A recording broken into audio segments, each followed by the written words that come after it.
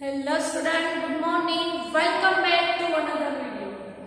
આપણે લાસ્ટ લેક્ચરમાં human genome project વિશે ભણ્યા હતા, જેમાં આપણે જોયું હતું કે આ હ્યુમન જીનોમ પ્રોજેક્ટના લક્ષ્યાંકો શું છે, તેની કાર્યપ્રણાલી કેવી હોય છે, અને ત્યારબાદ આપણે જોયું હતું કે આ હ્યુમન જીનોમ પ્રોજેક્ટ દ્વારા આ હ્યુમન જીનોમના લક્ષણો કેવા હોય છે તેની જાણકારી પણ આપણને પ્રાપ્ત થઈ હતી.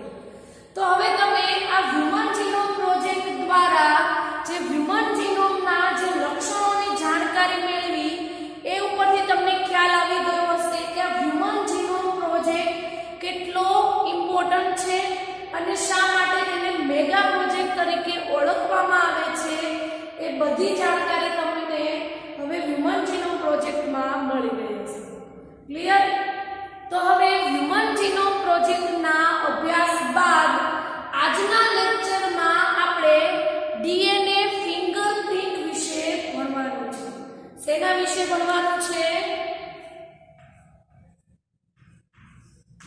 DNA fingerprint.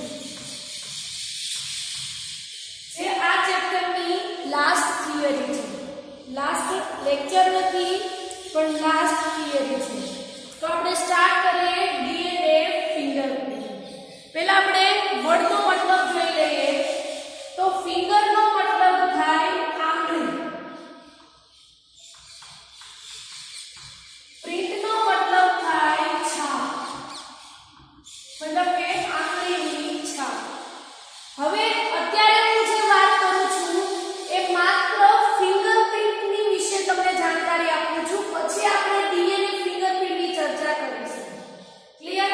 તો હવે ફિંગરપ્રિન્ટ આપણને ખબર છે કે બધા વ્યક્તિઓની ફિંગરપ્રિન્ટ જુદી જુદી હોય છે. એટલે આપણે એમ પણ કહી શકીએ કે બધા વ્યક્તિની ફિંગરપ્રિન્ટ યુનિક હોય છે. શા માટે યુનિક હોય છે? તો આપણે એક્ઝામ્પલ લઈએ કે તમારા ફોનની જે લોક સ્ક્રીન હોય છે એમાં તમારી ફિંગરપ્રિન્ટ આપેલી હશે, તો અન્ય વ્યક્તિઓ જેમ કે તમારા ફ્રેન્ડ્સ છે, તમારા ફેમિલી મેમ્બર છે, એ કોઈ પણ તમારા ફોનની લોક સ્ક્રીન ખોલી નહીં શકે. એનો મતલબ થયો કે ફિંગરપ્રિન્ટ યુનિક છે, બધા વ્યક્તિઓની જુદી જુદી છે. તો આપણે લખીએ ફિંગરપ્રિન્ટ જે છે તે કેવી હોય છે? યુનિક હોય છે, જે બધા વ્યક્તિઓની ફિંગરપ્રિન્ટ જુદી જુદી હોય છે.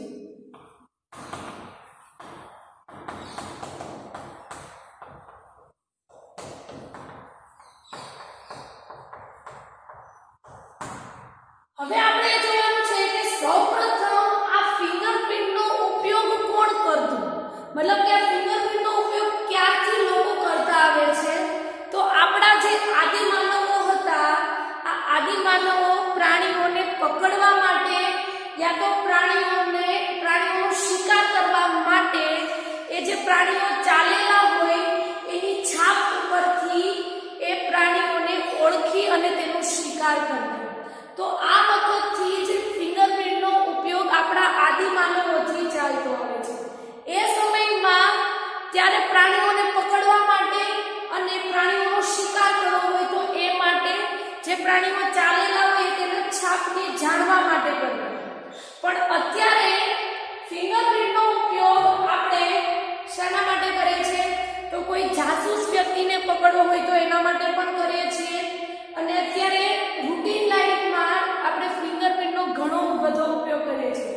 જેમ કે આપણી ફોન સ્ક્રીનના લોક માટે, આપણે કોઈ જગ્યાએ જોબ માટે જતા હોય તો એન્ટ્રી એક્ઝિટ કરવા માટે, આવી ઘણી બધી જગ્યાએ હવે ફિંગરપ્રિન્ટનો ઉપયોગ કરીએ છીએ. તો આપણે ફિંગરપ્રિન્ટના એક બે યુઝ લઈએ. પહેલું છે જાસૂસને પકડવા માટે. બીજું છે આપણે કોઈ ગુનાહિત વ્યક્તિ હોય તો એને પણ પકડી શકીએ.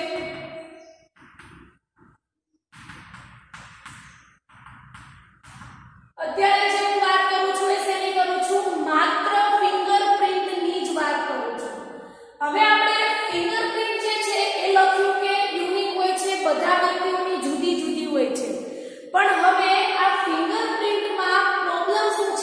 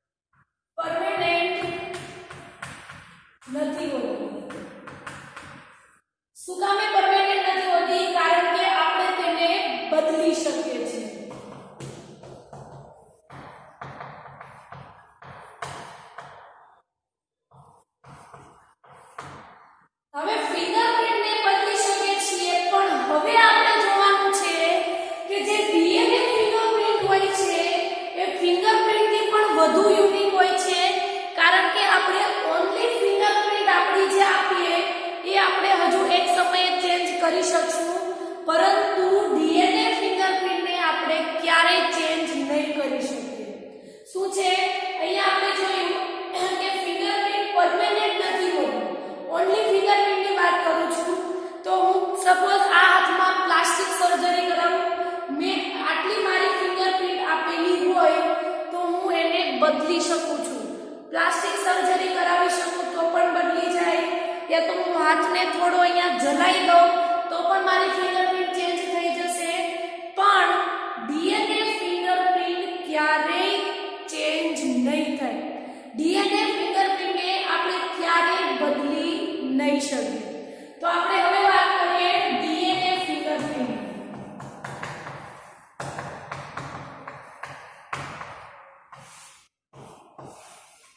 ડીએનએ ફિંગરપ્રિન્ટ કેવી હોય છે?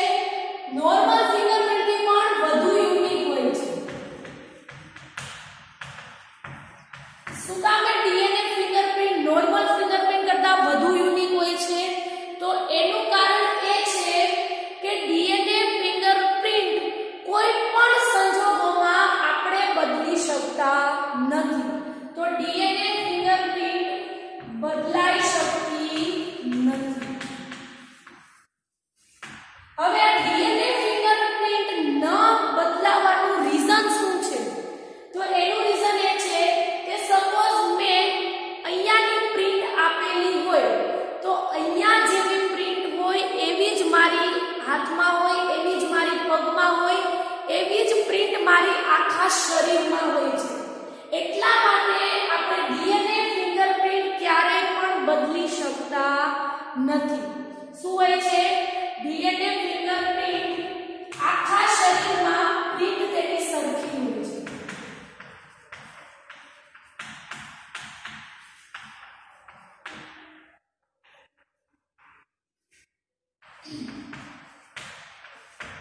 હવે આખા શરીરમાં પ્રિન્ટ સરખી હોવાનું રીઝન એ છે કારણ કે આપણું શરીર શેનું બનેલું હોય છે? કોષોનું બનેલું હોય છે. કોષની અંદર શું આવેલું હોય છે? કોષ કેન્દ્ર. અને કોષ કેન્દ્રની અંદર શું આવેલું હોય છે? ડીએનએ. હવે આ ડીએનએ માં જે અનુક્રમ હશે એ જ અનુક્રમ બધા કોષના ડીએનએ માં આવેલું હશે. તો ઓબ્વિયસલી આ સિક્વન્સ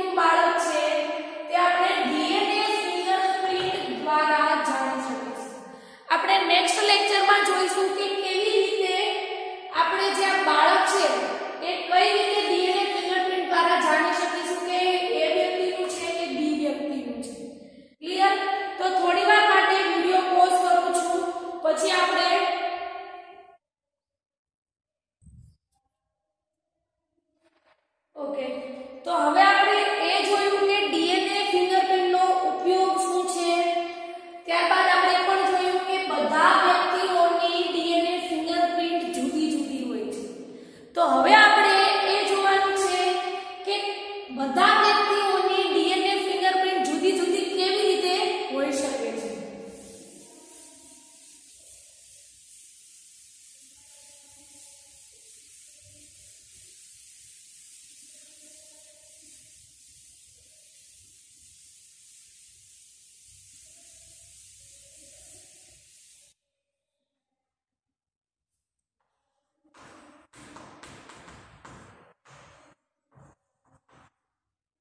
શું જોવાનું છે આપણે? બધા વ્યક્તિઓની ડીએનએ ફિંગરપ્રિન્ટ અલગ અલગ કેમ હોય છે એ જોવાનું છે.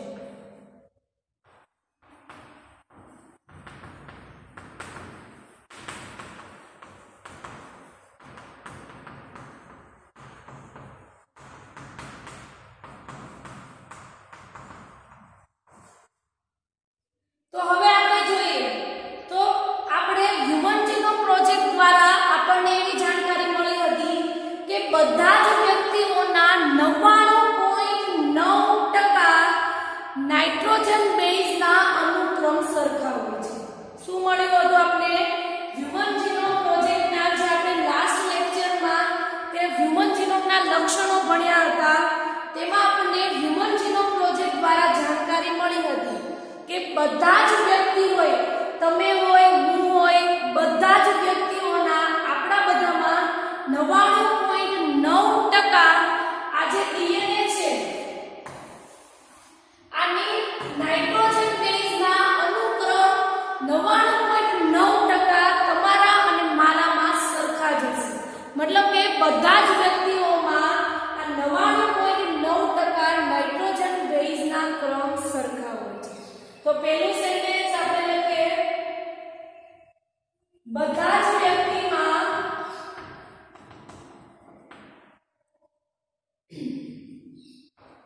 નાઇટ્રોજન બેઝના અનુક્રમ 99.9% સરખા હોય છે. આ એમસીક્યુ માટે ખાસ યાદ રાખવાનું છે. ઇન કેસ એવું પૂછે કે કેટલા ટકા બેઝ ક્રમ, અહીંયા અથવા નાઇટ્રોજન બેઝ ના પણ લખે, ખાલી બેઝ અનુક્રમ એવું પણ લખી શકે.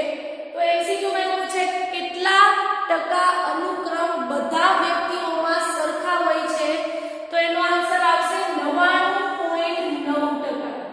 કન્ફ્યુઝન ના થાય, બીજા ઓપ્શનમાં 99.99 પણ આપેલું હશે પણ આન્સર છે 99.9%. 99.9% બધા જ વ્યક્તિઓનો નાઇટ્રોજન બેઝનો ક્રમ સરખો હોય છે. તો હવે નાઇટ્રોજન બેઝનો ક્રમ અલગ કેટલા ટકા હશે? તો 0.1% બધા જ વ્યક્તિઓમાં આ બેઝ ક્રમ જુદો જુદો હોય છે. એમસીક્યુ માટે આ પણ યાદ રાખવાનું છે. એવી રીતે પણ પૂછી શકે કે કેટલા ટકા બેઝ ક્રમ બધા જ વ્યક્તિઓમાં જુદા જુદા હોય છે, તો એનો આન્સર આવશે 0.1%. આ બંનેમાં કન્ફ્યુઝન ના થાય, એમસીક્યુ માટે ખાસ યાદ રાખવાનું છે. તો હવે આપણે લઈએ ડીએનએ. આ જે છે એ સપોઝ ડીએનએ છે. હવે ડીએનએ માં કોડિંગ શૃંખલા પણ આવેલી હોય છે અને નોન કોડિંગ શૃંખલા પણ આવેલી હોય છે. આપણે ડ્રો કરીએ.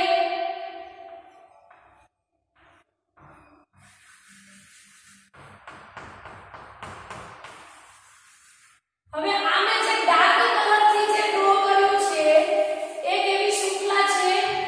નોન કોડિંગ શૃંખલા છે.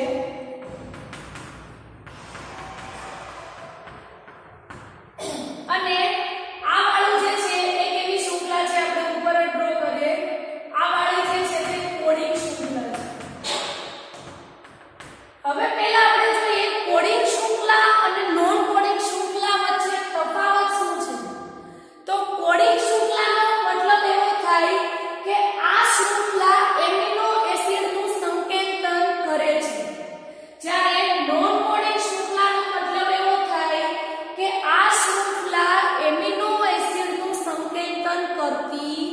નથી.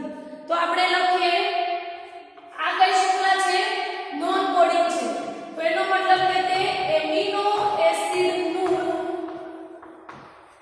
સંકેતન કરતી નથી. જ્યારે આ કઈ શૃંખલા છે? કોડિંગ શૃંખલા છે. તો કોડિંગ શૃંખલા એમિનો એસિડનું સંકેતન કરે છે. હું ફરીથી રિપીટ કરું છું. આ સપોઝ 2.2 મીટર આપણું મનુષ્યનું ડીએનએ છે. તો આ ડીએનએ માં કોડિંગ શૃંખલા પણ આવેલી હશે અને નોન કોડિંગ શૃંખલા પણ આવેલી હશે. હવે ખાસ યાદ રાખવાનું છે એમસીક્યુ માટે કે જે આ કોડિંગ શૃંખલા હોય છે, આ કોડિંગ શૃંખલા બધા જ વ્યક્તિઓમાં સરખી હોય છે. મતલબ કે આપણે જોઈએ કે એમિનો એસિડનું સંકેતન નોન કોડિંગ શૃંખલા નથી કરતી, જ્યારે કોડિંગ શૃંખલા એમિનો એસિડનું સંકેતન કરે છે. હવે એમિનો એસિડનું સંકેતન કરશે એનો મતલબ કે તે પ્રોટીનનું નિર્માણ કરી શકશે. ઓબ્વિયસલી એમિનો એસિડનું સંકેતન થશે તો જ એમિનો એસિડ ભેગા થશે, એમિનો એસિડ ભેગા થશે તો જ પ્રોટીન બનશે. તો કોડિંગ શૃંખલા પ્રોટીન બનાવી શકે છે.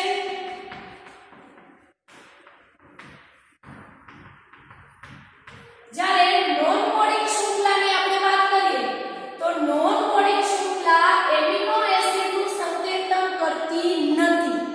એમિનો એસિડનું સંકેતન નહીં કરે એટલે એમિનો એસિડ ભેગા નહીં થાય. એમિનો એસિડ ભેગા નહીં થાય તો પ્રોટીન નહીં બને. તો એનો મતલબ કે નોન કોડિંગ શૃંખલા પ્રોટીન બનાવતી નથી. તમને કન્ફ્યુઝન ના થાય એના માટે હું અહીંયા સાઈડમાં લખું છું. આ આપણે જે જાણકારી આપી એ શેની છે? નોન કોડિંગ શૃંખલાની. અને આ વાળું જે આપ્યું એ છે કોડિંગ શૃંખલા. તો હવે એમસીક્યુ માં પૂછાય કે પ્રોટીન જે છે એ કઈ શૃંખલા બનાવે છે? તો એનો આન્સર આવશે કોડિંગ શૃંખલા. અને આ કોડિંગ શૃંખલા બધા જ વ્યક્તિઓમાં સરખી હોય છે. આ કોડિંગ શૃંખલા તમારામાં, મારામાં અને બધા વ્યક્તિઓમાં આ કોડિંગ શૃંખલા સરખી હોય છે. અને આ કોડિંગ શૃંખલાનું પ્રમાણ ડીએનએ માં 99.9% આવેલું હોય છે. અને 99.9% શૃંખલા ડીએનએ માં કઈ હોય છે? કોડિંગ શૃંખલા હોય છે, જે પ્રોટીનનું સંકેતન કરે છે અને બધા વ્યક્તિઓમાં સરખી હોય છે. તો અહીંયા હું લખું છું કોડિંગ શૃંખલા બધા વ્યક્તિઓમાં સરખી હોય છે. હવે બધી કઈ શૃંખલા? નોન કોડિંગ શૃંખલા. અને આ નોન કોડિંગ શૃંખલા બધા જ વ્યક્તિઓમાં જુદી જુદી હોય છે, જેનું પ્રમાણ કેટલું હોય છે? 0.1%. નોન કોડિંગ શૃંખલા શું હોય છે? તમારામાં, મારામાં, બધા જ વ્યક્તિઓમાં આ નોન કોડિંગ શૃંખલા જુદી જુદી હોય છે. અને એટલા માટે જ આપણે બધાનો ફેસ અલગ દેખાય છે અને એટલા જ માટે આપણે બધાની ડીએનએ ફિંગરપ્રિન્ટ જુદી જુદી હોય છે. જો આ નોન કોડિંગ શૃંખલા આપણા બધા વ્યક્તિઓમાં સરખી હોય તો આપણા બધા વ્યક્તિઓનો દેખાવ પણ સરખો હશે અને આપણા બધાની ફિંગરપ્રિન્ટ પણ સરખી હશે. એટલા માટે આ નોન કોડિંગ શૃંખલા બધા વ્યક્તિઓમાં જુદી જુદી હોય છે. અને ખાસ યાદ રાખજો, આ નોન કોડિંગ શૃંખલા જુદી જુદી હોવાથી જ આપણા બધાના ફેસ અલગ અલગ દેખાય છે અને એટલા માટે જ આપણી ફિંગરપ્રિન્ટ જુદી જુદી હોય છે. આપણે અહીંયા લખી નાખીએ નોન કોડિંગ શૃંખલા બધા વ્યક્તિઓમાં જુદી જુદી હોય છે, જેના કારણે જ આપણે બધા અલગ દેખાઈએ છીએ.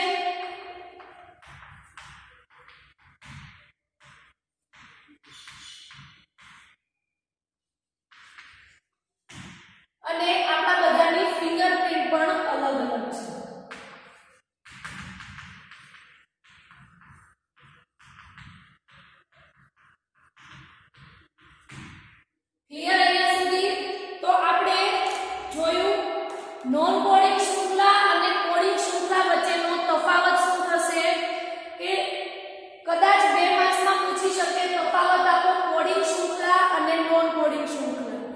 અહીંયા લખી નાખીએ ક્વેશ્ચન પૂછાઈ શકે 2 માર્ક્સમાં તફાવત આપો કોડિંગ શૃંખલા અને નોન કોડિંગ શૃંખલા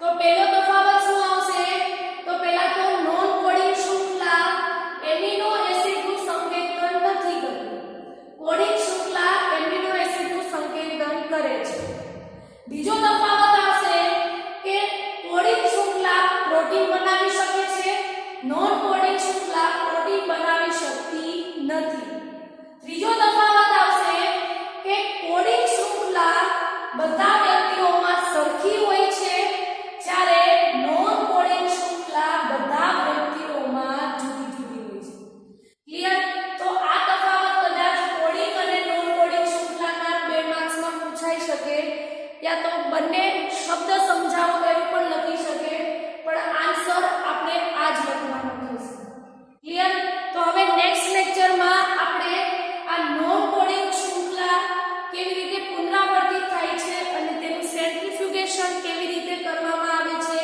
એ બધી બાબતો આપણે નેક્સ્ટ લેક્ચરમાં ડિસ્કસ કરીશું એ પહેલા થોડીવાર માટે પોઝ કરું છું પછી હોમવર્ક આપું છું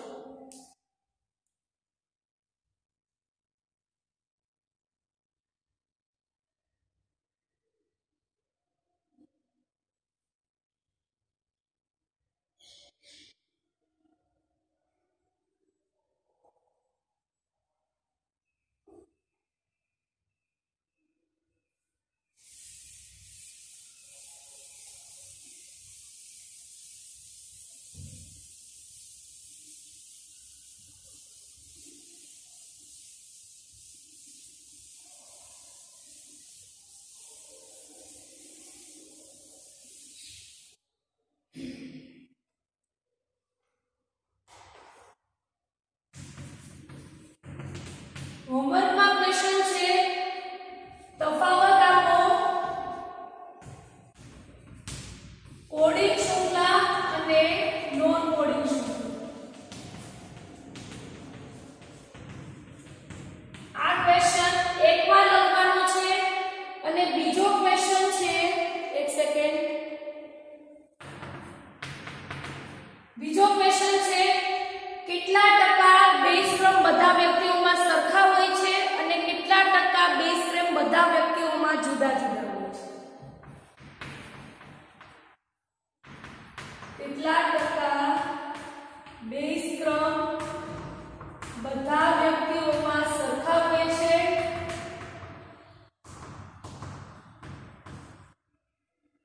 અને કેટલા ટકા બેઝ ક્રમ બધા વ્યક્તિઓમાં અલગ હોય છે આ ક્વેશ્ચન 5 વાર લખવાનો છે ક્વેશ્ચન નહીં લખો તો એક ક્વેશ્ચન એક જ વખત લખશો ચાલશે પણ 5 વખત લખવાનું છે કેટલા ટકા બેઝ ક્રમ સરખા હોય છે બધા વ્યક્તિઓમાં અને કેટલા ટકા બેઝ ક્રમ બધા વ્યક્તિઓમાં અલગ અલગ હોય છે તો આજના લેક્ચરનો આ જે ટોપિક છે એ લખી નાખજો નેક્સ્ટ લેક્ચરમાં પછી આપણે જોઈશું